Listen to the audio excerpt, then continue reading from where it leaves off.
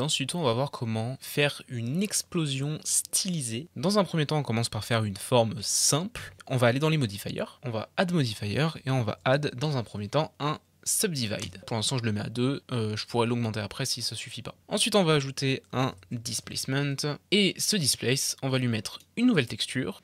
Ensuite, on va dans le petit icône qui est juste ici pour aller dans la texture et dans type, on choisit Voronoi.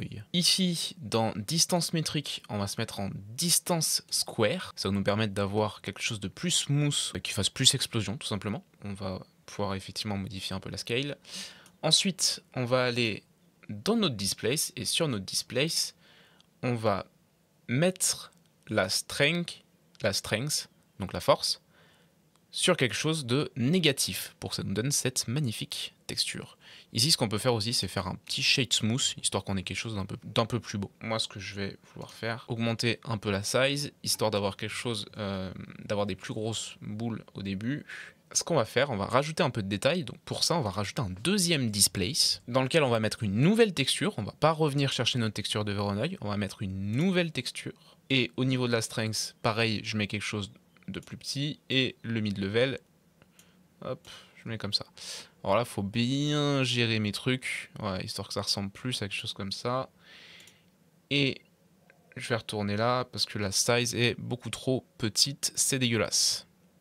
Voilà, là on a quelque chose qui commence à être assez sympa. Pour la texture, on va aller dans Shading, on va passer en mode rendu, et on va créer sur New. Ici, on va supprimer notre principal BSDF et on va rajouter un émission. On va rajouter également un diffuse BSDF sur lequel dans la couleur on va mettre un Fresnel. Le Fresnel, c'est un node qui permet de récupérer les bords de nos shapes.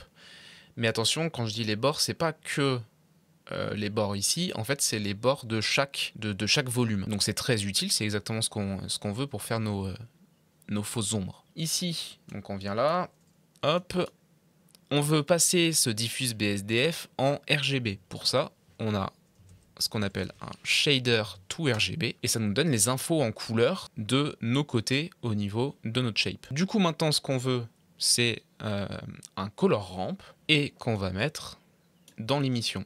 On n'oublie pas de put l'émission ici. Et là, on voit déjà qu'on commence à avoir des trucs pas mal. Ici, on a bien tout notre truc ici qui s'affiche. Je vais augmenter la force de ça. Je vais le mettre à 5, on va dire. Et ce que je vais faire maintenant, c'est mettre mon color ramp en constant et changer les couleurs à ma guise. Alors le mieux quand même, c'est d'avoir une light, voilà, et je vais même carrément la dupliquer pour qu'elle soit également de l'autre côté. Hop, ça nous fera une forme un peu mieux. Voilà. Donc forcément, votre shader va dépendre de vos lumières dans la scène. Donc ici, je peux tout simplement changer mes couleurs et mettre à peu près ce que je veux. Voilà, maintenant, du coup, on a notre shader qui est fait. À vous ensuite de mettre les lumières au niveau des shapes par rapport à ce que vous recherchez, à mettre les couleurs par rapport à ce que vous recherchez. On peut faire vraiment tout et n'importe quoi à partir de là. Ensuite, une fois qu'on a fait le shader, on va contrôler nos displaces avec un objet. Donc pour ça, on va rajouter ici un numpty plein axis qu'on va bouger légèrement histoire de le voir. Et dans nos modifiers, au niveau des displaces, les displaces, on va régler ça en objet et on va aller chercher l'empty. Pareil pour le deuxième, on va le régler en objet et on va aller chercher l'empty.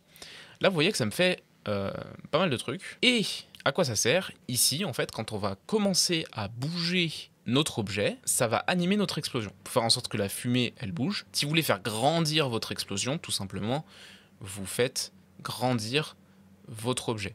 Ok? Donc, alors là, mon point d'ancrage, il est là. Ce qu'on peut faire, c'est tout simplement passer ici, faire A, faire un petit GZ. On va se mettre en 1, histoire de bien voir correctement. Ça m'a l'air d'être pas mal. Hop. Comme ça, mon origine est là, et quand je ferai un truc, ça va bien me faire une explosion. Tac, bien comme il faut. Voilà, donc ensuite, à vous à vous tout simplement d'explorer les différentes possibilités avec ça. Vous pouvez bien entendu animer donc la scale, vous pouvez animer comment ça bouge. Vous pouvez également, n'oubliez pas, animer la scale des Voronoi. Si vous voulez quelque chose de plus petit, vous pouvez rajouter des subdivisions, vous pouvez faire vraiment plein de choses. Également, vous pouvez animer la force des displays, les mid-level, tout ce que vous voulez pour réussir à faire votre animation comme vous le voulez. Bien sûr, je n'ai pas précisé, mais pour le moteur de rendu, on est sur Eevee.